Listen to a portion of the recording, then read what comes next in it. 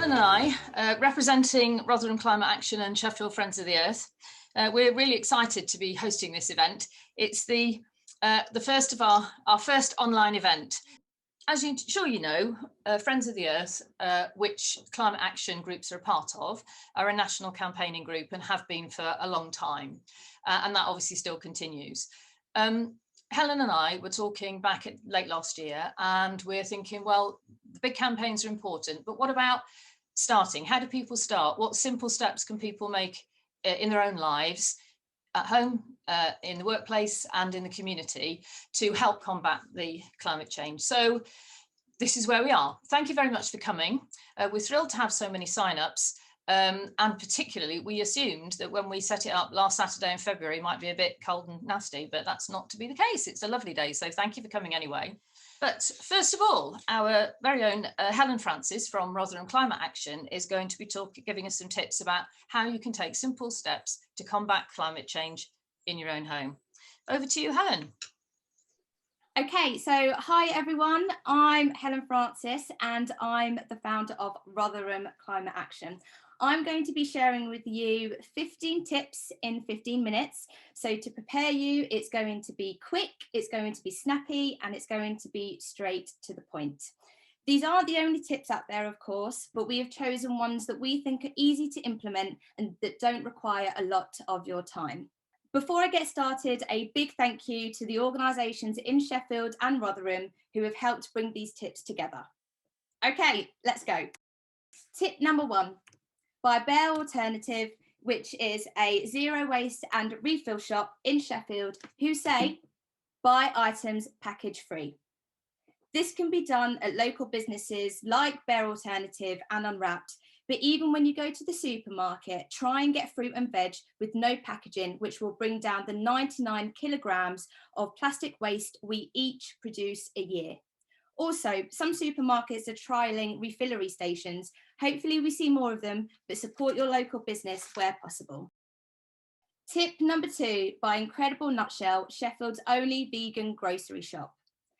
They recommend to try out plant-based swaps for individual meat or dairy products. Please note, I'm not suggesting that you stop eating meat altogether, although that would be ideal. It's about eating less in a way that suits you. You don't have to make something from scratch. It could be as simple as getting Linda McCartney's meatballs for your pasta, which are delicious, by the way, or using margarine on your toast or coconut milk in your smoothie. Not only does it help the environment by reducing the amount of livestock farting, especially the cows and sheep, which contributes to the 37% of agricultural greenhouse gas emissions, but from a health perspective, it has many benefits, including lowering your blood pressure and actually losing weight. Tip number 3, by Foodworks, which is a social enterprise in Sheffield that repurposes surplus food, saving it from going to landfill. Their tip is, know the difference between best before and use by dates. 63% of people don't know the difference. Luckily, we'll cover it now. So something that has a use by date on it has to be eaten by that date, otherwise you risk getting food poisoning, and it is a safety requirement. Something that has a best before date doesn't have to be eaten by that date, but it's likely to be more fresh if you do.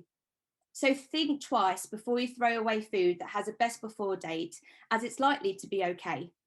You wouldn't believe that every year 670,000 tonnes of food is thrown away in the household because food labels have been misinterpreted. We should all try and reduce our food waste, as it is the third most effective way of addressing climate change. Tip number 4, by Vegan Shiz, a vegan bakery based in Rotherham. They have suggested to use what you probably have already for cleaning. Whether it's wiping down your kitchen surface after baking, using a homemade spray from lemon peels and white vinegar, or cleaning your bathroom or bed using baking soda, you can use many toxin-free items you may already have.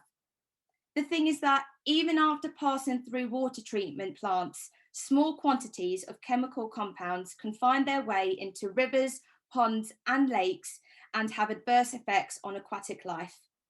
Also, you usually find that they come in a great range of plastic packaging.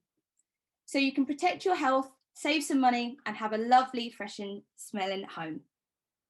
Tip number 5 by Rotherham Climate Action, who simply say, shop local. And this isn't just in terms of food. How many of us order things from the big bad Amazon that could be purchased nearby? Large chains and supermarkets require items to be shipped across long distances, which contributes to global pollution levels. Shopping locally helps your community, helps the local economy, and it helps your neighbours who are counting on us.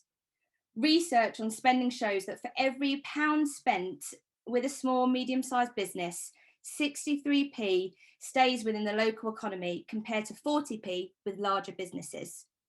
Here at Rotherham Climate Action, one of our volunteers, Ashley Cook, is working on an interactive map showing local businesses in Rotherham to provide sustainable consumer choices conveniently. For example, if you're looking for some materials for a DIY project you're working on, why not pop down to Lawrence DIY Stores, a family-run business based in Wickesley, instead of B&Q or Wicks? Watch this space. Tip number 6 by Common Thread, a community-based organisation in Sheffield who are passionate about upcycling. They recommend that you recycle and swap your clothes. Fast fashion has a huge impact on our planet.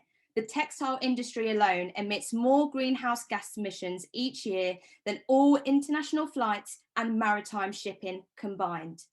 Swapping clothes can also help in saving water. Did you know that 7,000 litres of water is used in the production of just a single pair of jeans? It blows my mind. So give your piece of clothing the opportunity to be given at least one more round of life. Tip number 7 by Sheffield Green Parents, who are an online community group of parents who want to support and inspire a greener life. They would like you to know that you don't have to buy everything new. Whether it's clothes, toys, furniture, or prams, ask your friends and their friends who may have something already that's no longer being used. Baby clothes and baby products are often only used a couple of times and can be very useful for someone else's child. This tip also relates to nappies. Disposable nappies can take up to 500 years to decompose, and a baby, on average, uses about 6,000 nappies before potty training. Why not try biodegradable or reusable nappies? And once it's a habit, you won't look back. And it's all for the little ones anyway, right? Because it's their future that we want to protect. Tip number 8 by Ecoporium, which is an eco shop and refillery based in Rotherham who will be opening their doors soon. They encourage you to commute via public transport, cycle or walk where possible. One full double-decker bus can actually take up to 75 cars off the road.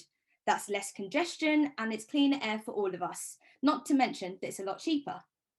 If you were to cycle or walk, there's no doubt it will improve your fitness and get you more active.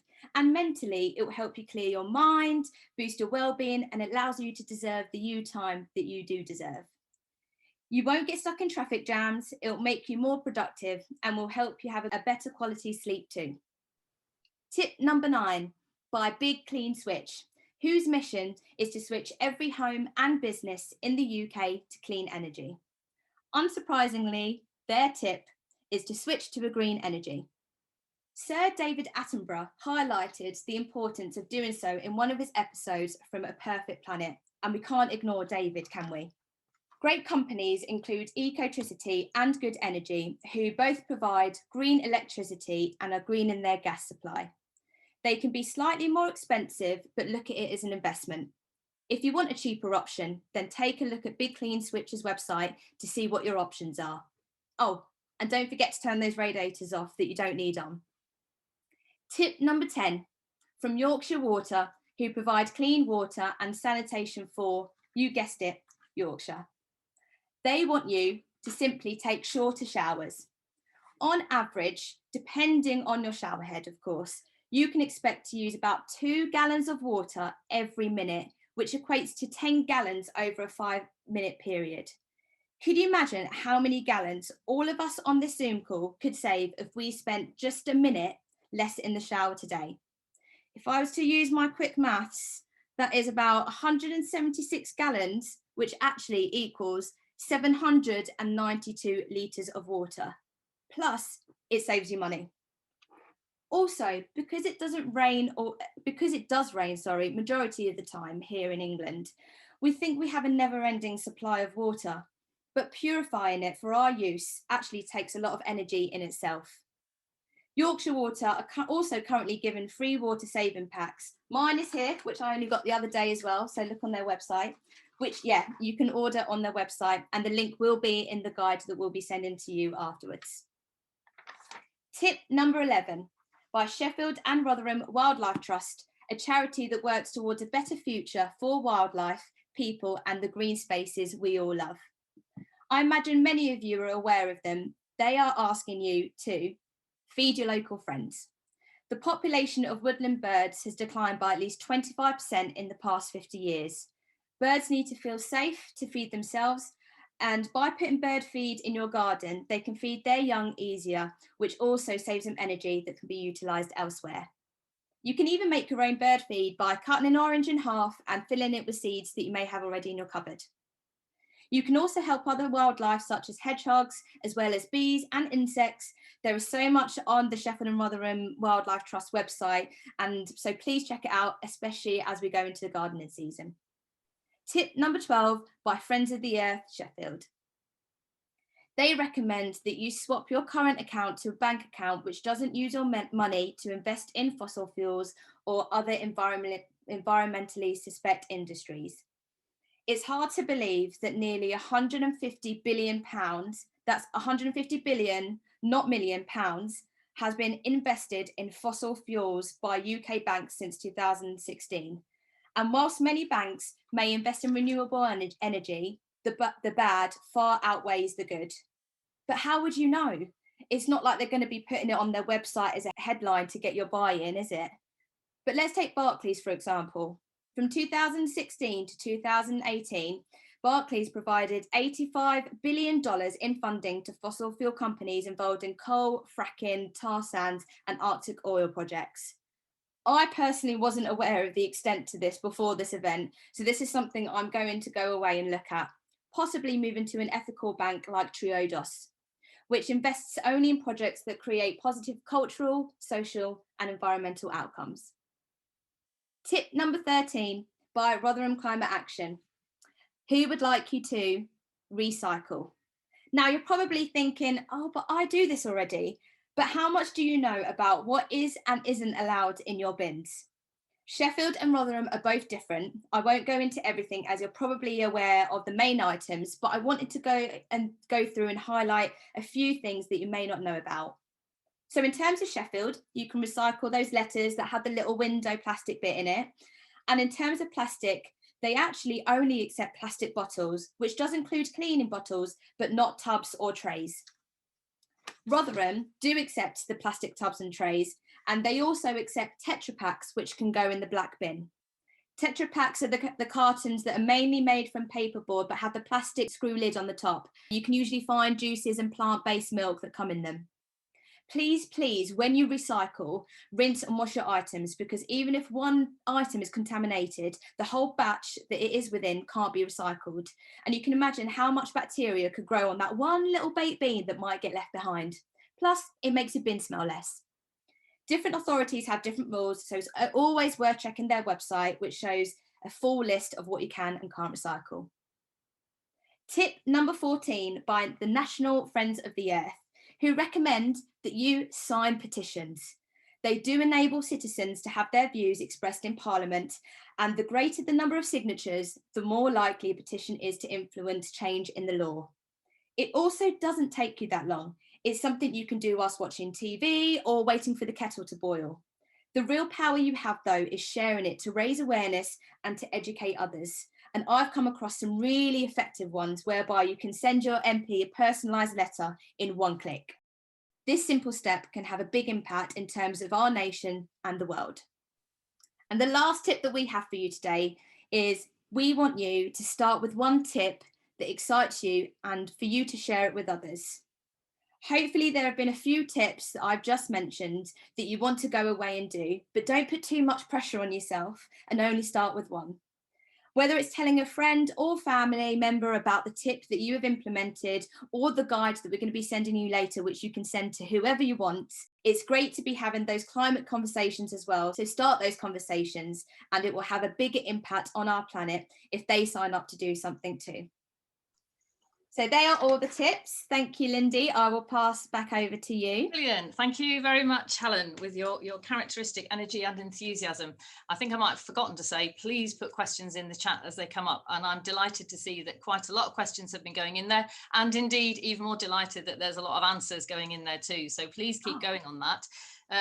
In order to keep to time, we haven't got the opportunity to cover them all by any means, but a couple that came out of it particularly for me, Helen, but a bit of a summary. But if we take Duncan's one, top tip, what is the single most effective thing you can do you think?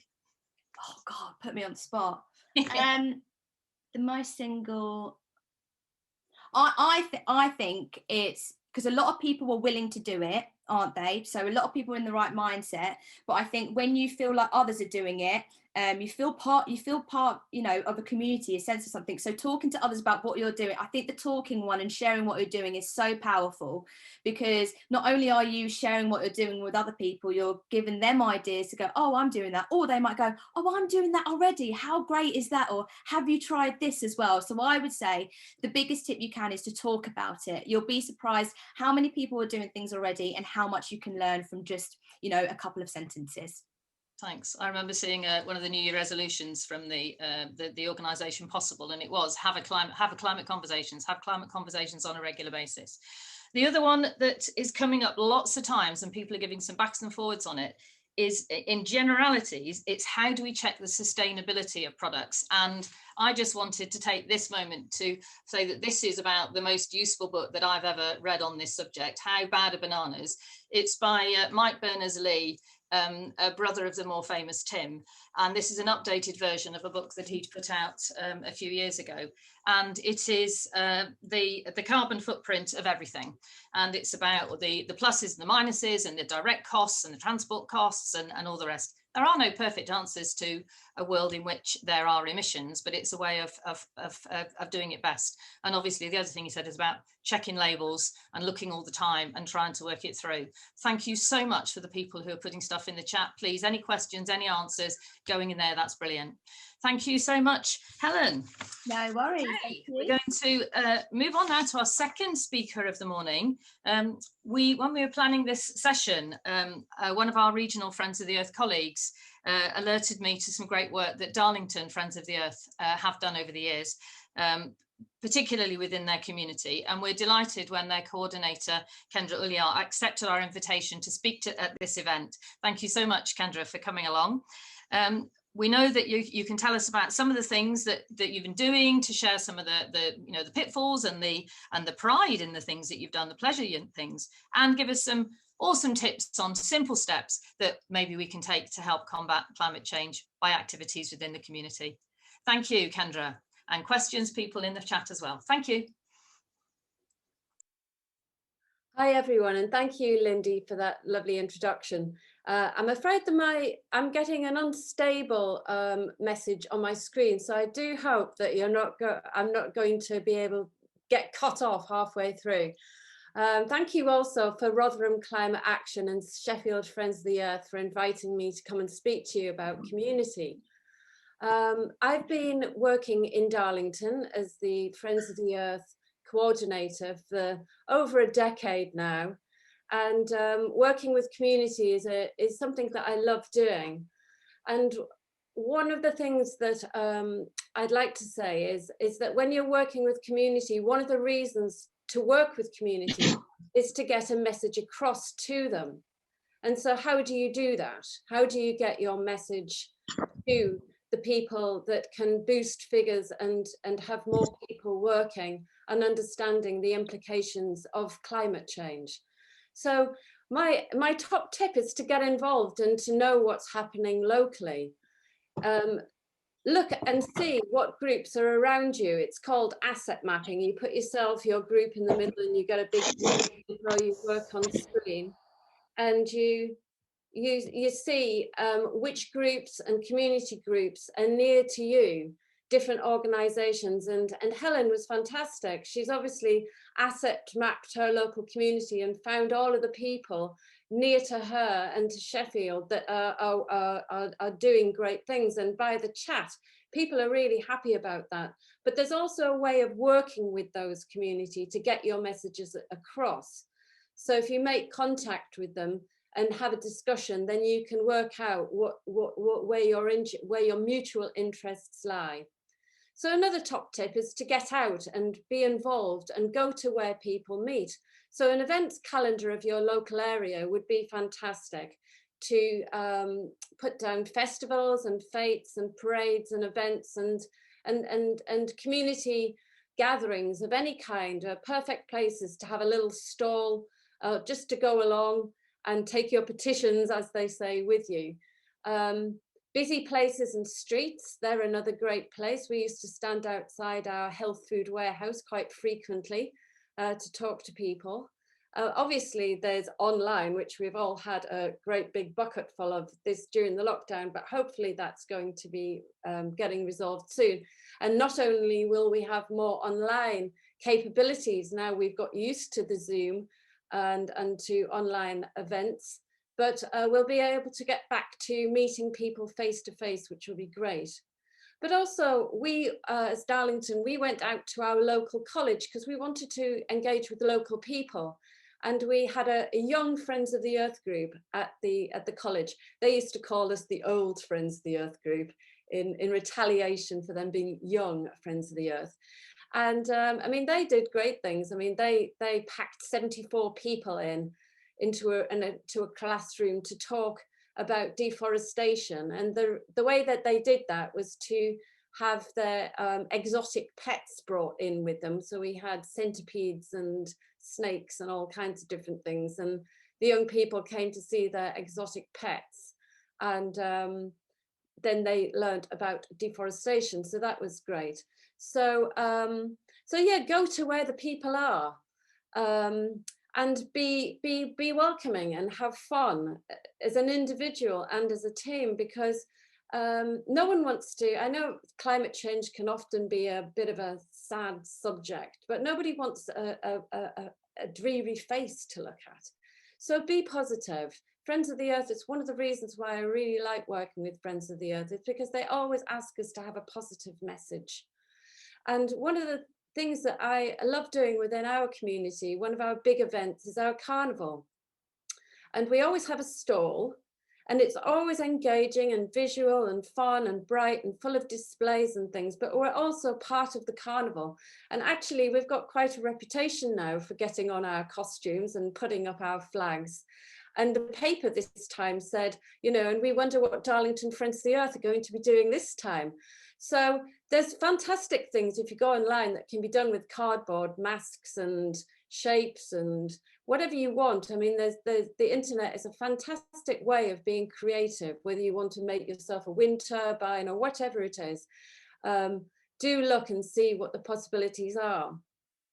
Because visual props and visual displays and costumes are fabulous, because even on the street, we've had our deck chairs out, we've had big umbrellas. When we were wanting to discuss fracking with our communities and the implications and the issues with it. So we brought our desk chairs, we had a big canopy, some blown up fruit and fruit fracktails. We had frack water that we were making people fracktails with. It was fantastic. We had chalking on the pavement going on. We had our banners and placards and our clipboards out, getting people to sign things. It was absolutely great. And, you know, we've had chairs and we've had tables, we've had trees with 27 cardboard houses when we made a little film. So we're always out on the street on Darlington High Road, and it's a great place to meet community. And one of the things as well is that you need to shout about what your activities are, because if no one knows it's going on, then you won't get as many people coming along. So do get in the press, write press releases, get in the local radio, and keep yourself interesting, because that's very important. as Helen was saying, Friends of the Earth really do like petitions, and we're often having people love to sign things on our stalls.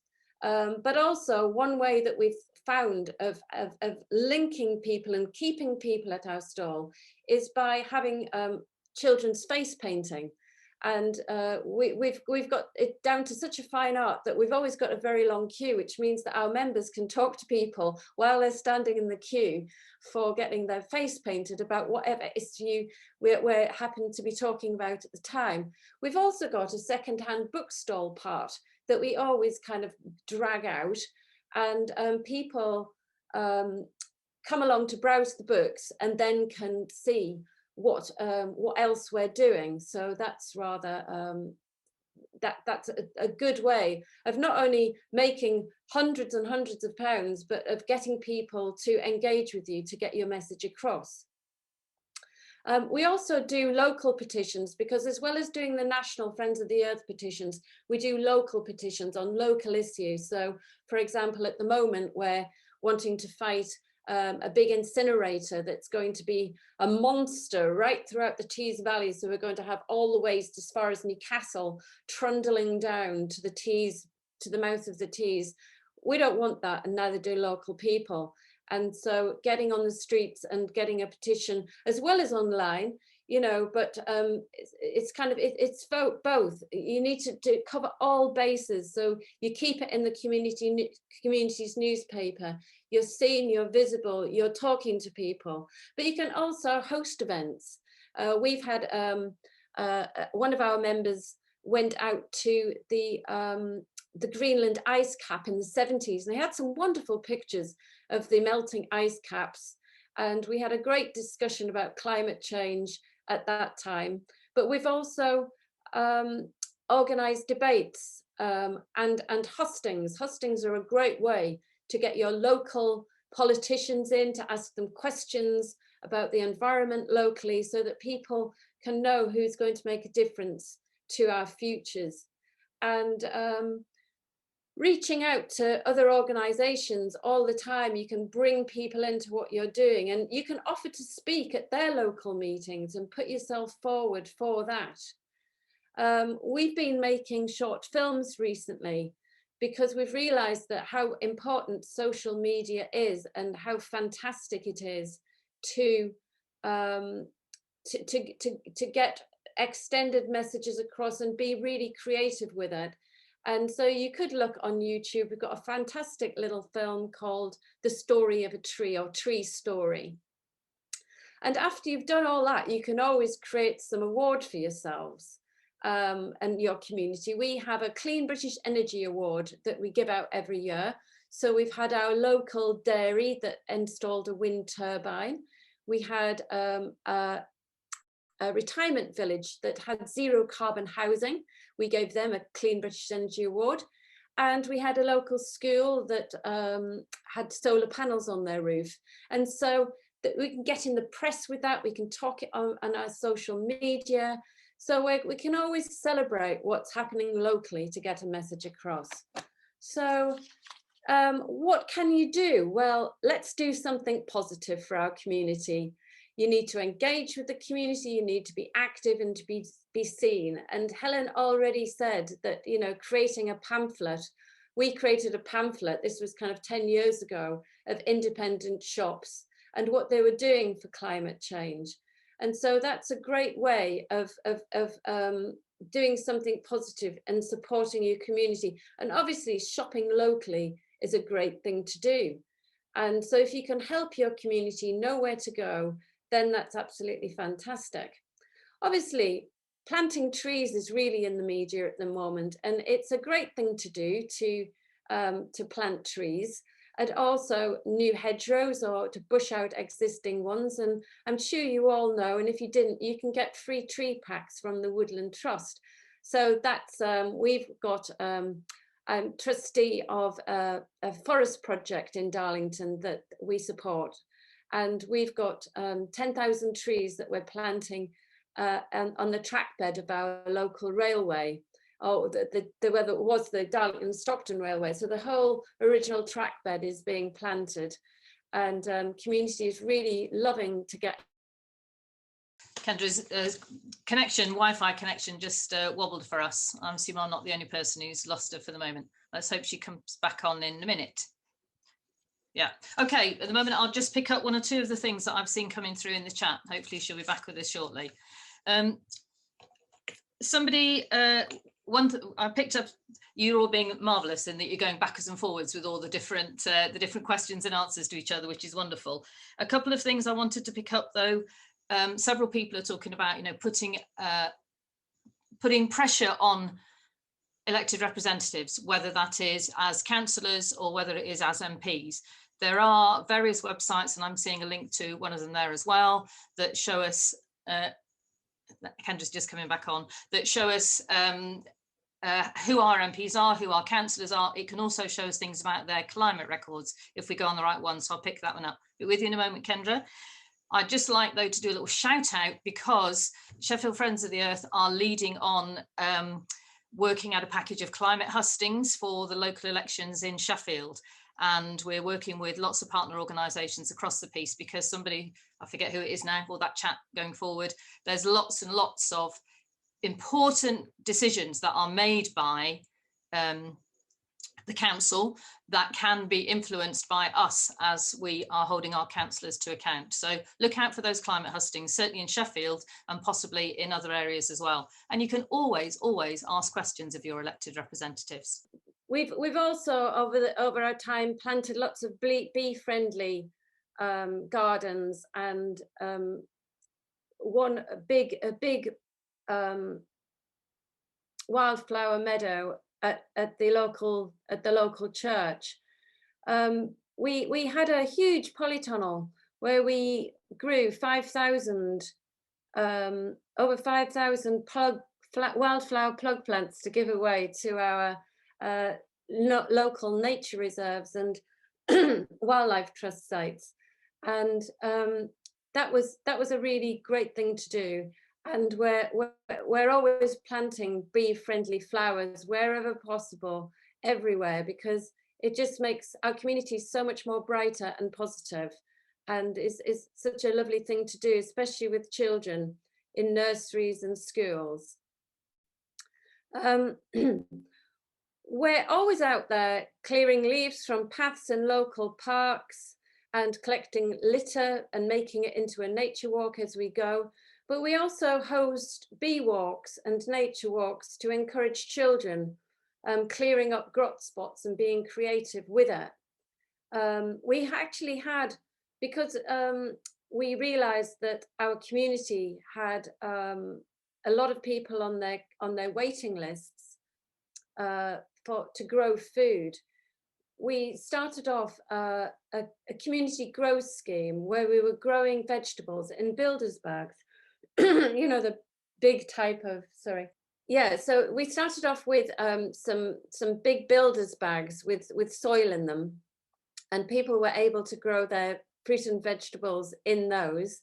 And that was so successful that we moved on to creating an allotment where 64 people grew their own food. And we had a range of allotments, from the standard type of allotment to just a small raised bed where people could come along. So that was a lovely thing to do, and really engaged with community over on an industrial site within Darlington. But shout about what you're doing. One of the things that we've done as well is we've hosted an evening for awards where we gave a local tree planting. It was a community that had lost 200 trees, and they'd been absolutely fantastic. And so we gave them an award for their work to try and save a part of the park on the other side of the road that was threatened with the same treatment as on the other side. And we gave them an award, and because of that award and because we shouted about it, Friends of the Earth nationally picked it up, and then they created that as an example for their own national tree campaign. So the campaign got national recognition. So you can also go in and help schools with their nature gardens and their wildlife assemblies, but also you can talk to them about climate change at the same time. Schools are crying out for assemblies and interesting people to come and talk to their children. So be part of the community celebrations, find ways to be involved and active within your local community, but also it's important that we support our community. So it's not just about doing nice things and being positive, it's also about us giving them support so that they can transition to a green and fair future and they can feel positively supported to bring awareness of climate change issues to the local media and social media. So as a group, being a voice in your community to press local councils for change is really, really important. Being involved in local councils. One of the things that we do in Darlington and have done throughout the lockdown is every month at the council's meetings, we're allowed to ask questions. So we've been asking questions to our councils you know, how are they going to roll out renewables in their council houses? What are they doing about this and how are they going to do that? And what other communities are they looking for inspiration on their climate change action plan? So get involved in the local council, get to know them, ask questions, engage with your own local councils as well. And when you're out, you can have lists and you can talk to people about them becoming active, because it's so important that we get engaged. Engaging with the local plan, we've just engaged with our local plan in Darlington, and we wrote a piece about how climate change needed to be implemented now, not kind of in 20 years' time when they've built 3,000 new homes or 30,000 new homes that will have to be retrofit. So it's important that you engage with the local plan when it's happening. So if that's a chance that you've got within your local area, then do it. That's absolutely brilliant, Kendra, thanks. And I'm pleased to say that in that little gap, I was talking about the way in which you influence the councils as well, because as you say, in the end, you can do individual things, but as a community, you can bring pressure to bear there, can't you? Now, that's just brilliant. And thank you so much. And thank you for coping as well with that little bit in the middle too. Righty-ho, so now we're on to our third speaker, and I'd like to introduce Andy, who I think you got on screen that Andy is the founder of Intelligent Facility Solutions, and we're really, really interested in knowing what's going to happen and the sort of things that Andy can tell us about sustainable practices within the workplace and how we can all make a move towards that. So over to you, Andy. Thank you. Absolutely. Thank you very much for inviting me to speak today. I'll just say now that my notes are no longer visible, so I'm going to have to try and do my very best here. I'll just tell you a little bit about myself. I'm the founder of a company called Intelligent Facility Solutions, and I'm also the committee member, one of the founder committee members of the Sheffield Sustainability Network that I think some of you will be aware of.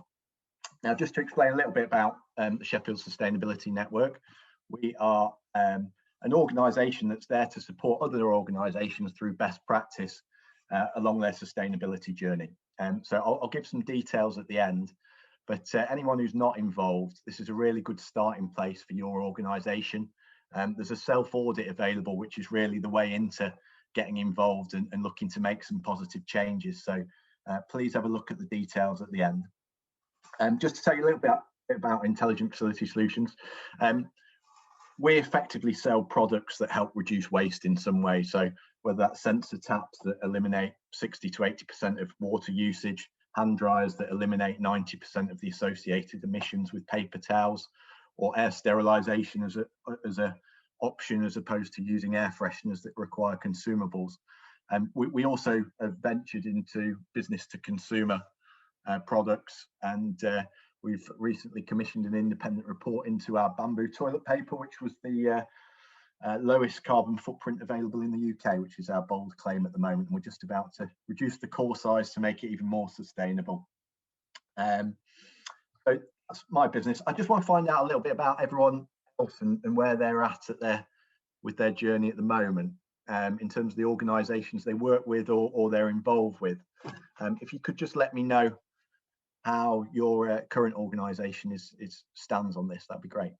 Okay, great, brilliant. Quite a mix there. Most people in the middle, but yeah, very interesting. And this is kind of the key emphasis of this presentation. Really, we are all at different stages, and that doesn't matter. The importance is not to become overwhelmed. If I go back to 2019, I'm not going to claim that our business was born as the model sustainable enterprise, and I think that's really important. There was a lot going on in the news in 2019. I started engaging more with the literature around the subject and read a very powerful book called No Impact Man, which really changed my perspective on just how wasteful we were as a society, but also how wasteful my business was, really. In typical fashion, I wanted to do something quite radical, something that would make a bit of a statement. So I stormed into the office next day, got everyone around me, and I said, look, look at this place. We're supposed to be selling sustainable products here, but look at these bins, they're overflowing. We're bringing in plastic packaging. We're really not living these values, and I kind of got a little bit blank looks at first, but I said, this is important. It's important to me.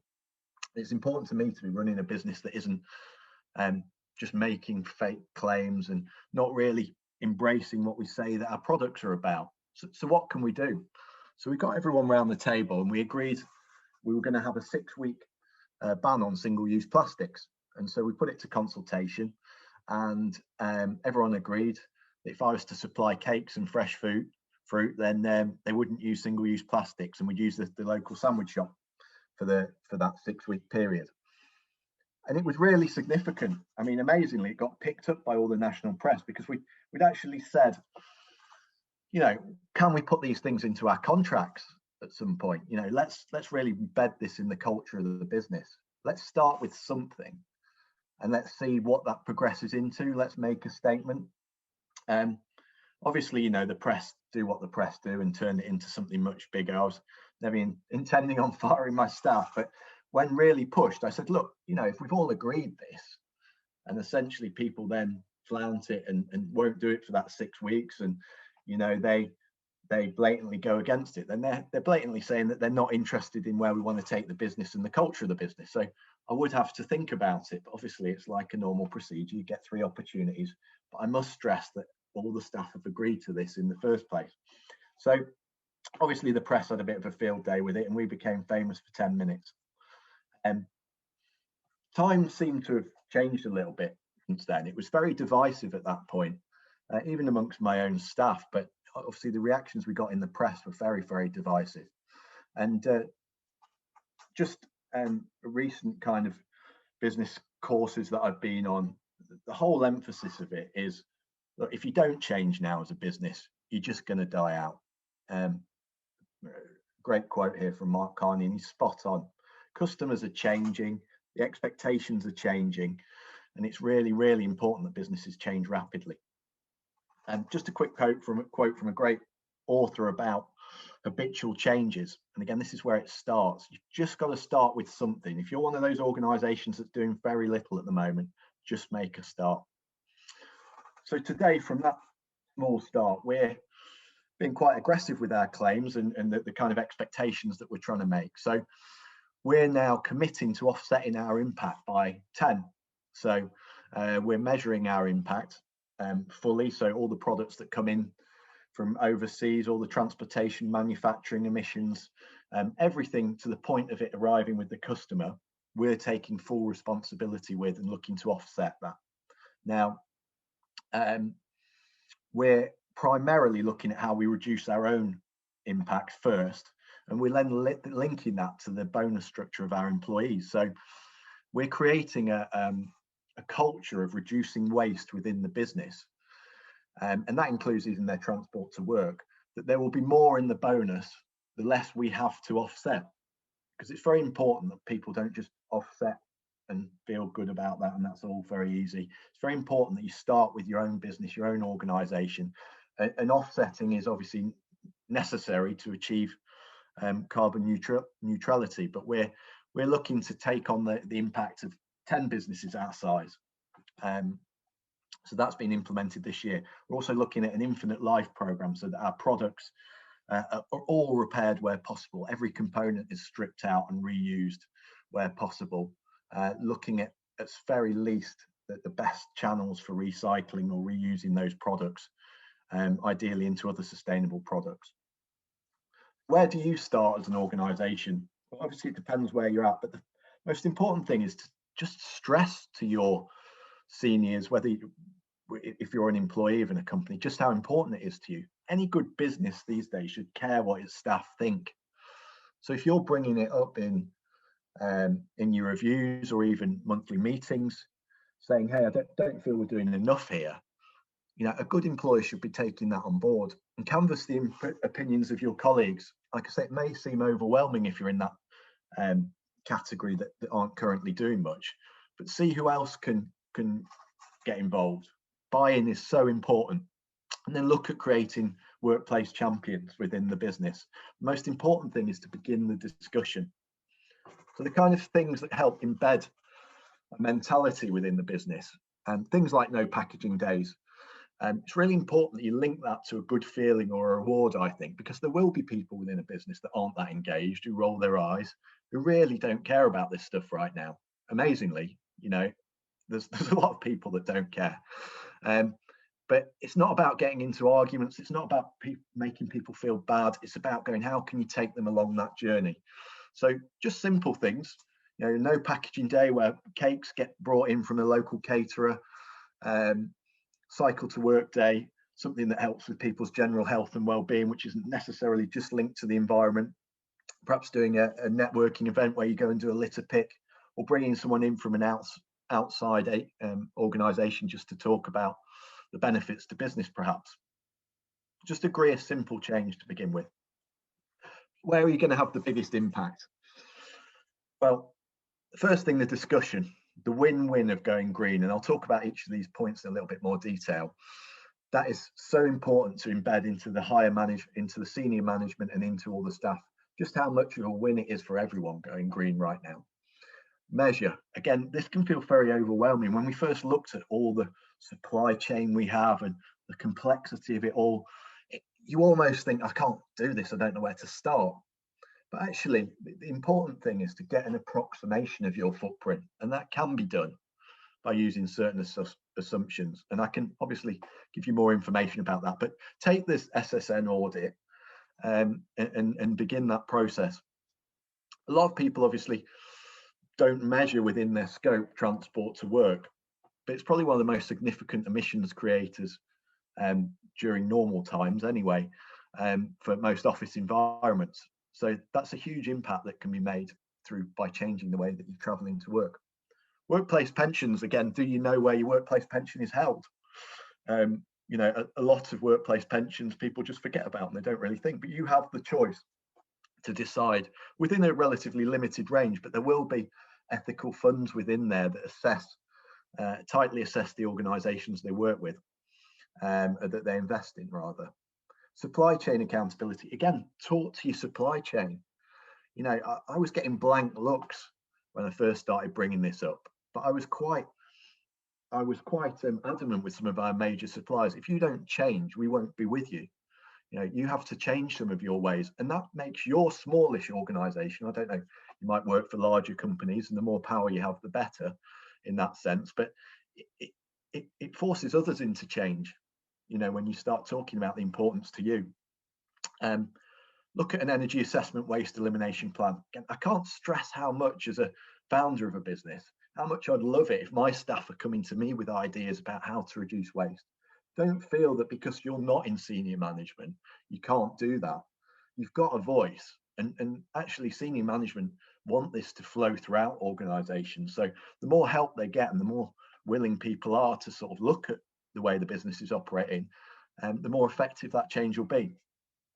And finally, sponsoring an environmental cause can be used as part of your offsetting, but also promote what you're doing so that other companies become aware, your customers become aware, and then it's that win-win effect. Quickly talking about green companies winning. This year has seen massive investment in the stock market into green businesses, green energy, companies of the future, Tesla's share price rocketing. Things are changing. The oil companies' share prices have more or less collapsed. Things are changing, and where you invest your money, as I said earlier, is so important. But also, in terms of companies being successful, you're just not going to be successful going forward unless you're taking this seriously. So there's that enhanced brand image and competitive advantage. There's that idea of reducing waste really helps with increasing productivity and reducing costs throughout the organization, because it's a good mentality to have within any business. Better investment, companies want to invest in businesses that are showing responsibility in this area. And obviously this sort of thing is going to be legislated against, and there will be costs incurred for businesses that haven't got their house in order. And really important is just the impact it has on well-being of your staff and the ability to recruit and retain. Particularly the younger generation, as we know, very engaged with this topic, and they're now choosing who they work for on the basis of how aligned they are with the values of the business. So if you want to recruit the best young talent right now, your business is going to need to be committed to these values. So again, just going to the measure, the link at the end to the Sheffield Sustainability Network, please do join up, and there is a self-assessment audit you can take there. The more people can get involved, the more powerful the organisation becomes to be able to change. As I said, we've done our own internal audit so far, and it's not been quite as complicated as I thought. So please get in contact afterwards if you'd like some more information on that. Transport to work. I've just pulled out this stat from Sheffield, the Sheffield City Council website, that 500 people die a year in Sheffield from air pollution. Or related cardiovascular diseases, lung diseases. And when you're talking about 1,100 people have died tragically from coronavirus, it really brings perspective to something we can positively change and impact that's happening every year. So, even if perhaps colleagues aren't engaged with the message about the environment, this is something that may touch people. So a different angle of how we get better attitudes towards traveling to work. There's a great organisation called Love to Ride that I've left some details at the end of the presentation as well. You can have a look at. It's the energy assessment waste elimination. By no means an exhaustive list. A very simple one is look to transfer to 100% renewable supply. So that's one of the quickest, easiest things you can do. A number of suppliers out there right now. Again, please contact me for any details there. Looking at the feasibility of larger projects for senior management, whether you're in senior management or not, people will embrace having that knowledge. It's not always the right thing, actually, to cover your building in solar panels if your energy usage is incredibly low. There can be more embedded carbon in the solar, and producing the actual mainframe system to support that. So it's important that you understand the feasibility, and there will be plenty of people that will give you that external support to understand that. Obviously, moving from gas to electric where possible, the more the grid goes to renewables, the more important that becomes. On-demand hot water rather than kettles, plenty of products out there that facilitate that. Hand dryers instead of paper towels due to the associated emissions created with paper towels, sensor taps, as I've said. Looking at your recycling providers, we got a TerraCycle box for all the hard to recycle items, so all the things that won't go into your curbside recycling. Just go through your supply chain, look at everything you buy, and just list it all out, and are there alternatives, and do your research. So, as I talked about supporting an environmental cause, we actually link it to customer purchases, so our customers get the feel-good factor that every purchase counts towards something positive. So we're engaged with a scheme where a tree is planted in the UK and also safeguarded within the Amazon. So it's actually the offsetting values from the tree in the Amazon, really, because that's a mature ancient tree, and that's a verified project that, again, we can give you more information about. So effectively, for a relatively small investment, there's a ton of carbon there being saved, and customers feel good about that, making the purchase. So in turn, it allows you to do more good. There can be lots of positive loops with how you use this. And there's loads of examples of organizations that are using these kind of positive loops now. So talk to people within your business. Are the ways that you can incorporate this kind of thing. Just a quick one before I finish. There's plenty of contact details at the end. Anything you've heard today or any further questions you want to ask, please get in contact, or any of the organizations I've talked about. If you do work for a business that you're finding there's lots of single-use bottles of alcohol gels right now, we're giving away the dispensers so that you can refill and top them up. So we're not creating so much waste. So that's completely free. If you're involved with a charity or even a business, you know, it doesn't matter. Just let us know, and we can provide those free dispensers for your buildings. And you can actually drop off the containers of alcohol gel back with us if you wanted to use us, or most suppliers will do that, and we can refill them for you. So yeah, loads of companies have taken us up on it. Also, if you're involved with any schools or educational institutions, we're providing free air and surface sterilizers to help get people back to work. So please let me know afterwards. That's just some of the useful links. Where you'll just notice at the bottom there, calculate your workplace travel emissions is empty. We've got a developer working on that, so a nice easy system that you'll be able to just put everyone's name within the organisation and how they travel to work each day, and compile that over the year for you, and produce a nice printout and succinct look at your travel emissions to work. So again, please contact me afterwards for that. There's my contact details, and more details at the end that you can engage with. Is everyone getting this presentation? Are they? We are, and that's absolutely brilliant. And we'll be passing things out and all the links, and that's all fantastic. Thank you so much, Andy. Are we actually going to? Can you turn your camera on so we could actually see your face for a moment? Apologies, sorry about that. It was just such a fantastic perspective, I think, and different for all of us. And I know some people are saying, well, I'm retired and I'm not, or I'm self-employed or whatever, but actually we all know people who are in work. And one of the things you said was about having conversations and people taking things to the into the workplace and saying, well, how about this and how about the other? There's lots of questions coming up. And maybe as we go into the breakout rooms, Andy, you could pick those up. But, we'd just like to say a huge thank you. I mean, I'm incredibly impressed by the work you're doing, and lots of things there are new to me. But just thanks very much for the time you've taken to prepare and to present this to us this morning. And if you can hang on while people are in breakout rooms and get to some of those answers, that would be brilliant. Yeah, no worries. Yeah. Okay. Thanks for having me. Cheers. Thank you. It's been great to welcome you all. I hope we've managed with the tech and so on as well. I hope you found it informative. I think we're getting enough feedback to say that that's the case, and as worthwhile as well, and hopefully reasonably enjoyable. And now, as Helen says, we'll be out to enjoy the sunshine. If you'd like to know more about the work that Sheffield Friends of the Earth and Rotherham Climate Action do, there'll be links through to that on the email that we send you out later. You can sign up, and there it is as well, and you can sign up to our databases. And just get some, monthly maybe updates about the sort of things that were happening. But obviously we've got Facebook, well, I say obviously, there are Facebook and Twitter feeds as well. And Rotherham also have the Instagram, which I have to say we don't have in Sheffield yet. If you don't live in Rotherham or Sheffield, you can always go on to the National Friends of the Earth website, and you will see where the closest group is to you there. And you can sign up generally actually to Friends of the Earth information too. So we're going to close the call shortly. Another big thank you to all of you for coming. Enjoy the rest of the day. Helen and I are going to be staying on the call in order to capture all the questions in the chat so we can follow it up effectively afterwards. And that's 12:01. And thank you very much, everybody, very much to the participants and particularly to our speakers. And we hope that you look out for us again. So thank you. Bye.